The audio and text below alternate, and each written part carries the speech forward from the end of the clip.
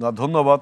নতুন দলকে বিএনপি সবসময় সাধুবাদ জানায়, কারণ একমাত্র দল বিএনপি বাংলাদেশে মাল্টিপার্টি ডেমোক্রেসি প্রণয়ন করেছিল বিধায় আজকে যত রাজনৈতিক দল বলেন, ইভেন আওয়ামী লীগ, ইভেন জামাত, জাতীয় পার্টি, কমিউনিস্ট পার্টিও, কমিউনিস্ট পার্টি পাকিস্তানের মধ্যে ছিল তো, কমিউনিস্ট পার্টি, যত দল আছে সব দল আমাদের এই পলিসির ফলে, যে আমরা মাল্টিপার্টি ডেমোক্রেসি যদি না দিতাম তাহলে ওই বাকশালী ব্যবস্থায় থাকতাম, তাহলে আজকে এত নতুন দল এত কিছু সৃষ্টি হতে পারত না।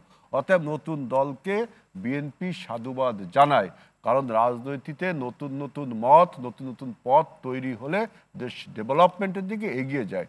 কিন্তু এখন বক্তব্য হলো যে বাংলাদেশে এখন আমরা একটা ট্রানজিশনাল পিরিয়ডে অবস্থান করছি।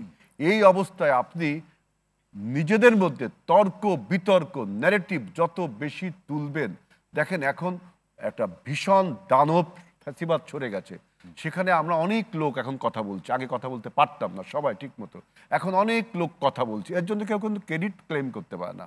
আমরা অনেক লোক কথা বলছি, এই কথা বলার ফলে আমাদের যে পলাতক কথা বলার সুযোগটা কেউ না কেউ না দিলে তো বলা সম্ভব হতো না। এইটা একটা ফেক ভেক্টম, এটা কোনো কথা না। দানব সরে গেছে, সবাই কথা বলবে।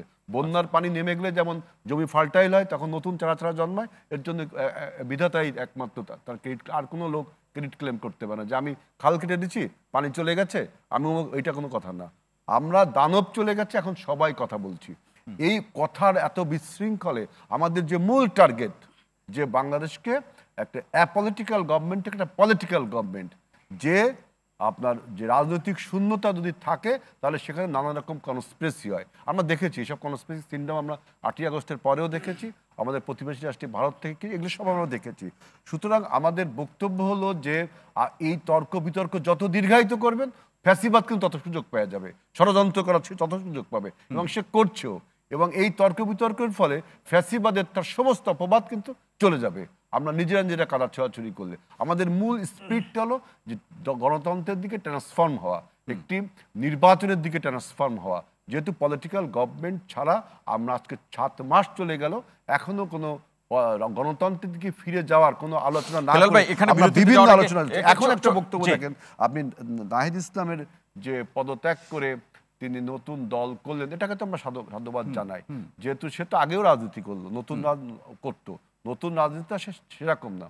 কিন্তু এখানে একটা একটা একটা বক্তব্য দাঁড়িয়েছে, একটা মানে একটা পারসেপশন দাঁড়িয়েছে যে এই যে বর্তমান ডক্টর ইউনূস সরকার, এই সরকারটা কিন্তু আমাদের সকলের সরকার, আমাদের সরকার। এই সরকারের ক্যারেক্টারটা কি তাই বলেন? নিউট্রাল। ফার্স্ট ক্যারেক্টার হচ্ছে নিউট্রাল। যখন এই সরকারের কেউ পদত্যাগ করে হোক আর না করে হোক, এবং ছাত্ররা যে 3 জন আছে তারা সবাইও যদি পদত্যাগ করে, তারা যে দল গঠন করে সেই দলকে বলা হচ্ছে কিংস পার্টি। আমাকে সময় না দিলে আপনি ব্যাখ্যাটা বুঝবেন না। কারণ রাজার অনুগ্রহে, রাজার সমর্থনে, রাজার দয়ায় যেই দলগুলো গঠন হয় তাকে আমি কিংস পার্টি বলছি না, পত্রিকা টেলিভিশন আপনারা বলছেন কিংস পার্টি। অতএব রাজার ছত্রছায়ায় ডক্টর ইউনূস যদি দলটা গঠন করতো তখন কিন্তু আমরা এটা কিংস পার্টি বলতাম না।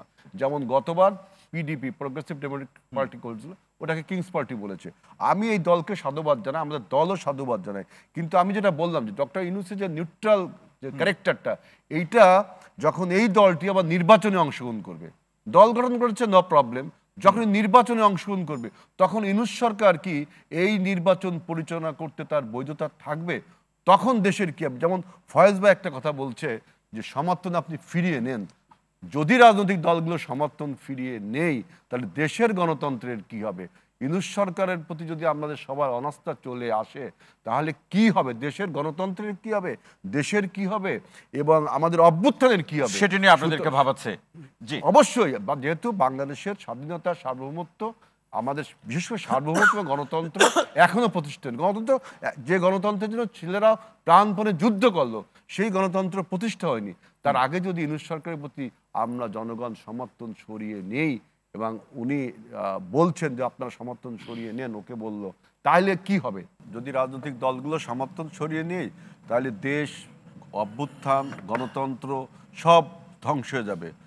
সুতরাং আমরা এই সরকারের পারফরমেন্স আরও যত স্ট্রং হয় আমরা এটা চাই। আমি যে কথাটি বলছিলাম ওদের কমিটি নিয়ে, আপনি বলছেন যে বিশ্ববিদ্যালয় তন্ত্র হয়েছে, আগে ছিল পরিবারতন্ত্র। আপনাদের এই টার্মগুলো কিন্তু ভেগ টার্ম। যোগ্যতার ভিত্তিতে কেউ যদি পরিবারের 3জন লোক কমিটিতে আসে, যোগ্যতার প্রধান মাপকাঠি এখানে হবে। যদি বিশ্ববিদ্যালয়ের ছেলেরা আর কি বলেন পাবলিক বিশ্ববিদ্যালয় আর প্রাইভেট বিশ্ববিদ্যালয় কনফ্লিক্ট, আপনি মনে হয় এটা বলছেন। এখন যদি পাবলিক বিশ্ববিদ্যালয়ের ছেলেরা কম্পিটেন্ট হয় তাহলে তারা সেখানে যাবে, আর কম্পিটেন্ট না হলে যাবে না। আর যেটা বলছেন যে গন্ডগোল, দেখেন একটা রাজনৈতিক দলের তার মানে কি কম্পিটেন্সি প্রমাণের জন্য মারামারি করতে হবে? হ্যাঁ, মারামারিটা আমি বলছি, একটা রাজনৈতিক দলের যখন জন্ম হয় এর একটা প্রসব বেদনা আছে। আপনি পলিটিক্সের বাইরে বসে এটা বুঝবেন না, এটা একটা প্রসব বেদনা আছে, এটা চিৎকার আছে। এই চিৎকারে এইগুলো না হওয়া আমরা আশা করি, কিন্তু তারপরেও যদি হয় সেটাকে আপনি যদি বলেন যে আগেও পলিটিক্যাল পার্টিসগুলোর মধ্যে কমিটি হওয়ার সময় গন্ডগোল হতো, আপনাদেরই হচ্ছে।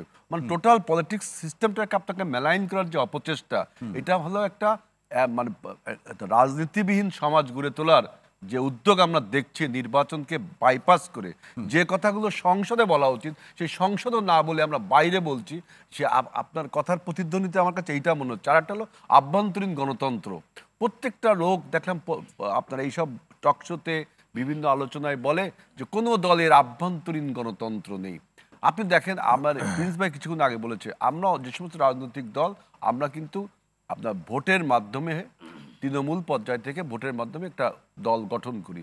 এখন আজকে নতুন যে রাজনৈতিক দলটা হলো, প্রিন্স ভাই যেটা বললো যে কমিটি দেওয়া আর কমিটি গঠন, আমি আরও বেশি সাধুবাদ খুশি হতাম যদি প্রিন্স ভাই যেটা বললো যে ডেমোক্রেটিক ওয়েতে তাদের এই সংগঠনটা আসতো, তাহলে আমরা আরও বেশি খুশি হতাম। সুতরাং এই দলের প্রতি আমাদের সমর্থন রয়েছে। কিন্তু এই দল যদি নির্বাচনে অংশগ্রহণ করে তাহলে কিন্তু বাংলাদেশের ডক্টর ইউনূস সরকারের তার নির্বাচন পরিচালনা করার যে ক্রেডিবিলিটি, এটা কিন্তু সে লুজ করবে।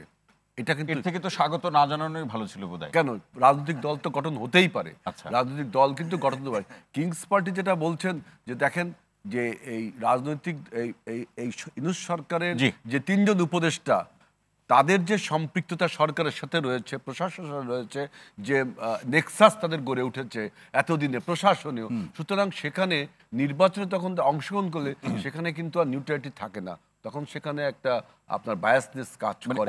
এই জন্য আমি বলছি যে আজকে নতুন যে পার্টিকে সাধুবাদ জানাচ্ছি, এতে কিন্তু বর্তমান সরকারও অনেকটা অংশে দায়ী। কারণ তিনি ছাত্রদেরকে রাজনৈতিক দল, ছাত্র বলতে আমি প্রিন্স ভাই যেটা বলছে খণ্ডিত একটা অংশ, কিন্তু ছাত্র ঐক্য পরিষদ মানে টোটাল বৈষম্য বিরোধী না। প্রিন্স ভাই এটা ক্লিয়ারলি বলেছে যে বৈষম্য বিরোধী এখন বলতে ছাত্র ঐক্য পরিষদ বলতে গণতান্ত্রিক ছাত্র সংসদ বলতে একটি অংশ। তাদেরকে বলছে যে তারা আমাকে নিয়োগ করেছে এবং তাদেরকে রাজনৈতিক দল গঠন করতে বলছে। এই কথাও কিন্তু ডক্টর ইউনূস সরকার তার নিউট্রালিটি অনেক হারিয়েছে। এখন যদি আবার এই সমস্ত ছাত্র নেতারা রাজনৈতিক দল গঠন করছে, রাজনীতি করবে, কিন্তু যদি এই রাজনৈতিক দলটি যখন নির্বাচনে অংশগ্রহণ করবে তখন কিন্তু এই কথাগুলো উঠবেই।